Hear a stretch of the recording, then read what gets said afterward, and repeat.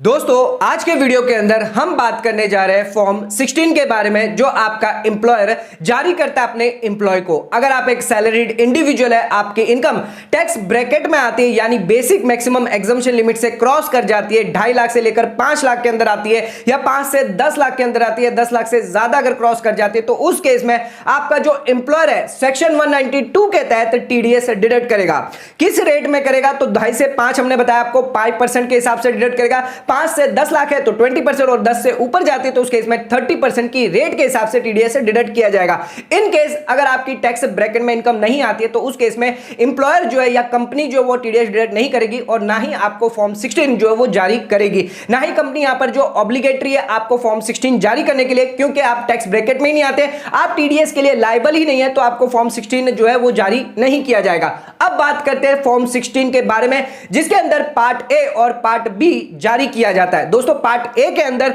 Employer और employ की detail आती है, उनका नाम, एड्रेस, पैन और 10 एम्प्लॉयर का आता है, या फिर बात करें तो पैन नंबर जो है एम्प्लॉय का आता है, टीडीएस कितना आपका डिडक्ट किया गया है जिसकी डिटेल आपको पार्ट ए के अंदर दी जाती है। और पार्ट बी फॉर्म 16 के अंदर क्या क्या डिटेल आती है, ब्रेकअप आता है आपके सैलरी इनकम का, जो भी आपकी सैलरी इनकम है जिसका ब्रेकअप दिया जाता है। इसके अलावा जो भी डिडक्शन आप क्लेम करते हैं चैप्टर 6A के अंदर, LIC related, PPF related, fixed deposit अगर आप करवाते हैं या फिर अगर आप मेडिकल हेल्थ इंश्योरेंस लेते हैं, अगर आप पेंशन प्लान लेते हैं, एम्प्लॉय कंट्रीब्यूशन करते हैं, सेल्फ कंट्रीब्यूशन अगर करते हैं, मेडिकल हेल्थ इंश्योरेंस प्रीमियम लेते हैं, पॉलिसी लेते हैं, डोनेशन करते हैं, सेक्शन 80E के अंदर एजुकेशन लोन लेते हैं, तो इन सभी डिटेल जो आप अपने एम्प्लॉयर को देते हैं वो सभी डिटेल जो वो आपको फॉर्म 16 के अंदर रिफ्लेक्ट करती है। इनके अलावा अगर आप कोई इनकम जो है वो डिक्लेयर करते हैं, इनकम फ्रॉम अदर सोर्सेस की कोई इनकम हो गई, या फिर अगर आप हाउस प्रॉपर्टी की इनकम यानी रेंट इनकम अगर डिक्लेयर करते हैं, आप एचआरए का एग्जम्पशन अगर डिक्लेयर करते हैं, तो ये सारी डिटेल जो है वो पार्ट बी के अंदर यानी फॉर्म 16 के अंदर जारी की जाती है। फॉर्म 16 की ड्यू डेट क्या है? अप्रैल 2022 से लेकर 31 मार्च 2023 तक।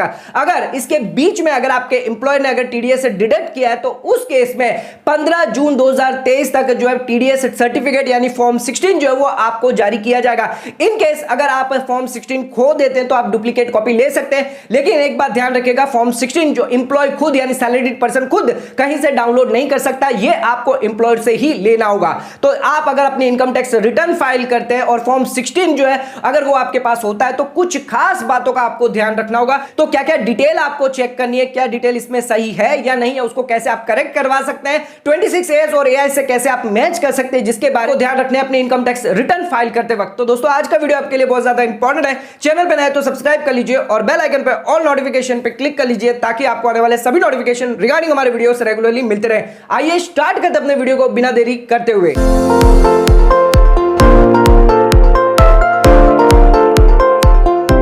आइए स्टार्ट करते अपने वीडियो को। बात करते हैं फॉर्म 16 अगर आपके पास है तो किन खास बातों का आपको ध्यान रखना है अगर आप अपने इनकम टैक्स रिटर्न फाइल करते हैं फाइनेंशियल ईयर 22-23 यानी असेसमेंट ईयर 23-24 के लिए। तो हमारा सबसे पहला पॉइंट है, आपको चेक करना है जो भी टैक्स रिजिम ऑप्ट करी गई है। अगर आपको फॉर्म 16 जो जारी किया जाता है अपने एम्प्लॉयर द्वारा टीडीएस सर्टिफिकेट, तो उस केस में सबसे पहले आप ये चेक करिए जो भी फॉर्म 16 है जिसके अंदर किस तरह से कंप्यूटेशन किया गया है, जो भी आपकी सैलरी है किस तरह से टीडीएस डिडक्ट किया गया, कौन सी टैक्स रिजिम जो है वो ऑप्ट करके यानी न्यू टैक्स रिजिम ऑप्ट करके आपका फॉर्म 16 जो है वो जारी किया गया, या फिर आपकी ओल्ड टैक्स रिजिम सिलेक्ट करी है।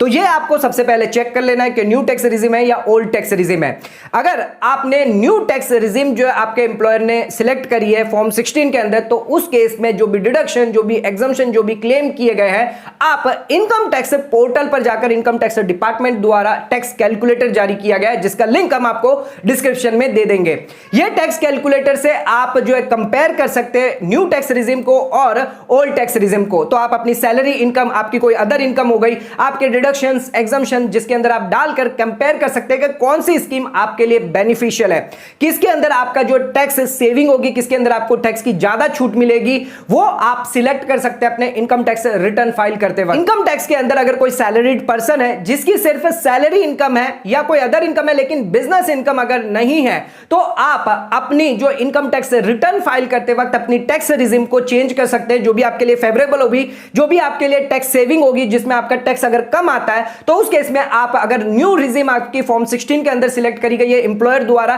तो उस केस में आप इनकम टैक्स रिटर्न अगर फाइल करते हैं तो ओल्ड रिज्यूम को सिलेक्ट कर सकते हैं। और अगर आपके एम्प्लॉयर ने अगर ओल्ड रिज्यूम सिलेक्ट करी है तो अगर आपको बेनिफिशियल अगर न्यू रिज्यूम है तो आप अपने इनकम टैक्स रिटर्न फाइल करते वक्त न्यू रिज्यूम को सिलेक्ट कर सकते हैं। तो ये फेवरेबल रिज्यूम जो है, फेवरेबल ऑप्शन जो है वो आपके पास दिया गया है इनकम टैक्स द्वारा। फॉर्म 16 के अंदर कौन सी टैक्स रिज्यूम जो है वो ऑप्ट करी गई है, जिसको आप कंपेयर करके आपके जो भी टैक्स लायबिलिटी अगर कम होती है तो उस केस में आप उस रिज्यूम को अपने इनकम टैक्स रिटर्न फाइल करते वक्त दिखा सकते हैं। आ जाते हैं अब अपने नेक्स्ट पॉइंट पे। तो आपको चेक करना है फॉर्म 16 के अंदर के सभी डिडक्शन जो वो इंक्लूड करे गए हैं या नहीं करे गए हैं। तो अगर आपके एम्प्लॉयर जो फॉर्म 16 अगर आपको जारी करता है तो जो भी डिडक्शंस आपने क्लेम किए हैं, एग्जांपल के तौर पर लाइफ इंश्योरेंस पॉलिसी अगर आपने ली है तो लाइफ इंश्योरेंस पॉलिसी की रसीद आपने सबमिट करी होगी, मेडिकल हेल्थ इंश्योरेंस पॉलिसी ली है तो उसकी रसीद सबमिट करी होगी, डोनेशन अगर आप करते हैं या एजुकेशन लोन आप लेते हैं, अगर आपका सेविंग बैंक अकाउंट है जिसके अंदर आपको ब्याज मिलता है, सेविंग बैंक अकाउंट का स्टेटमेंट आपने दिया होगा। अगर आप सीनियर सिटीजन है तो उस केस में 50/80/20 के तहत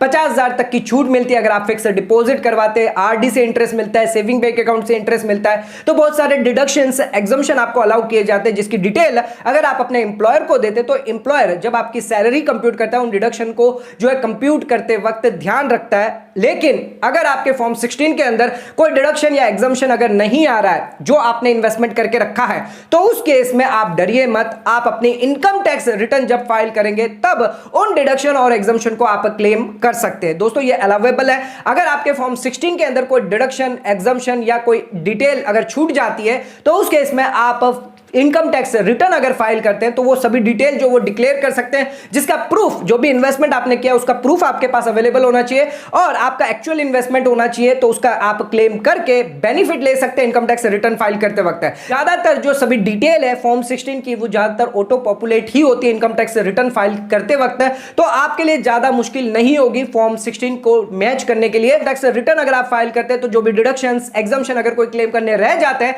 तो आप अपने इनकम टैक्स रिटर्न फाइल करते वक्त उसको क्लेम कर सकते हैं। आ जाते हैं अब अपने थर्ड पॉइंट पे। तो फॉर्म 16 के अंदर आपको चेक करना है pan related details, personal information, जो भी आपका एम्प्लॉयर है उसके पैन नंबर, उसका टैन नंबर, उसका नाम, एड्रेस, ये सभी प्रॉपर होना चाहिए, एक्यूरेट होना चाहिए और करेक्ट होना चाहिए। और इसके अलावा जो एम्प्लॉय है उसका पैन और उसका जो एड्रेस है वो भी सही होना चाहिए। ऐसा नहीं है कि आपको जो फॉर्म 16 जारी किया गया है जिसके अंदर आपका जो एम्प्लॉय का जो पैन है वो मैच नहीं करता या किसी और एम्प्लॉय का पैन आ जाता तो उस केस में आप अपने एम्प्लॉयर को जाकर फॉर्म 16 जमा कर सकते हैं और उन्हें कह सकते हैं इसको रिवाइज करने के लिए। तो आपका जो एम्प्लॉयर है उसको रिवाइज कर देगा, आपके पैन को अपडेट कर देगा, तब उस केस में ही आपके 26AS के अंदर या AIS के अंदर जो भी आपका TDS क्रेडिट है वो रिफ्लेक्ट होगा। दोस्तों अगर गलत पैन अगर आपके फॉर्म 16 के अंदर है तो आपके 26AS के अंदर TDS क्रेडिट रिफ्लेक्ट नहीं होगी, जिस वजह से आप इनकम टैक्स के अंदर उसका रिफंड नहीं ले पाएंगे। इसके अलावा जो भी करंट असेसमेंट ईयर है, फाइनेंशियल ईयर 22-23 यानी असेसमेंट ईयर 23-24 के लिए अगर आपको फॉर्म 16 दिया जा रहा है तो उस केस में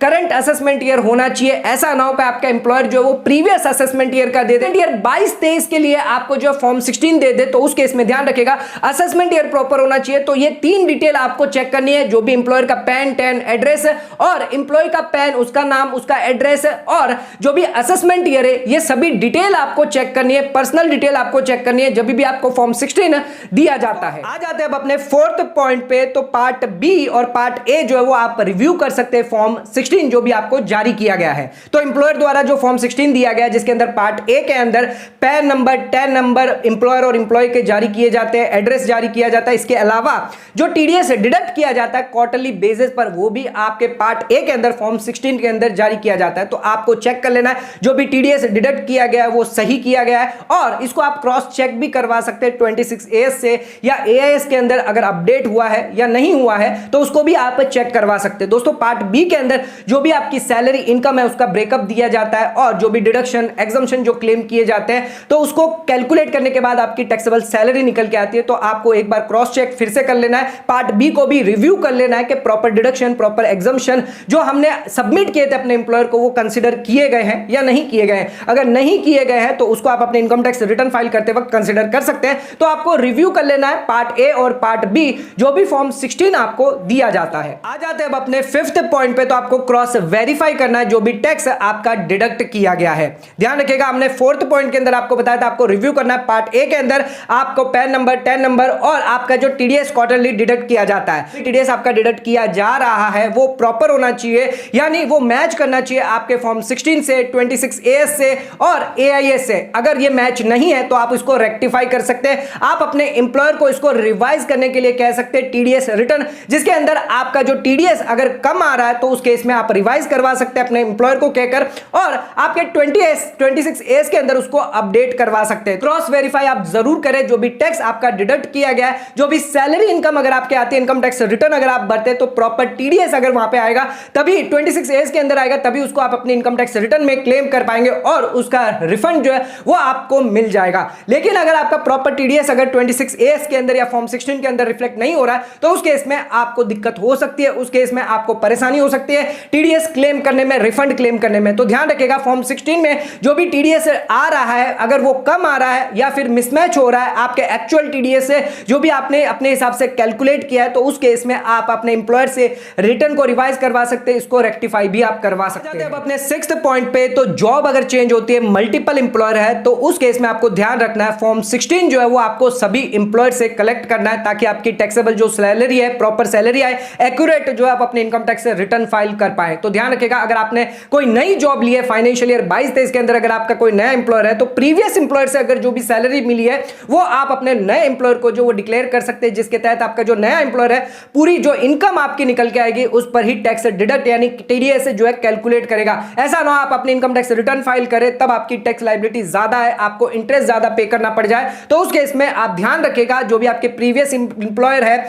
जिसके आपने सैलरी ली है तो वो आप डिक्लेयर कर सकते हैं फाइनेंशियल ईयर 22-23 के अंदर। अगर आप जॉब चेंज करते हैं, मल्टीपल अगर आपके एम्प्लॉयर है तो सभी से आपको फॉर्म 16 जो वो कलेक्ट करना है ताकि आपकी सही से सैलरी निकल के आए। तो फॉर्म 16 रिलेटेड ये सभी 6 पॉइंट्स जो है, 6 की पॉइंट है वो आपको चेक करने हैं। इसके साथ आप अपनी सैलरी स्लिप 26AS AIS भी आप चेक कर सकते हैं मैच करने के लिए। जो भी डिटेल आपके एम्प्लॉय ने डिक्लेयर करी है क्या वो प्रॉपर डिटेल आपके 26AS AIS के अंदर रिफ्लेक्ट हो रही नहीं हो रही है, आपके सैलरी स्लिप के मुताबिक सभी सैलरी इनकम जो है वो डिक्लेयर करी गई है नहीं करी गई है, तो वो आप भी चेक कर सकते हैं और इनकम टैक्स रिटर्न फाइल करते वक्त उसे प्रॉपर डिक्लेयर कर सकते हैं। दोस्तों आज के इस वीडियो के अंदर तो फॉर्म 16 अगर हमें जारी किया जाता है, अगर हम एक सैलरीड क्लास पर्सन है, सैलरीड एम्प्लॉय है, तो किन खास बातों का हमें ध्यान रखना है जिसके बारे में हमने 6 की पॉइंट बारे में डिस्कस किया है। तो आज का वीडियो अगर आपको पसंद आए तो चैनल को लाइक और सब्सक्राइब जरूर करेगा, ज्यादा शेयर जरूर करेगा। धन्यवाद।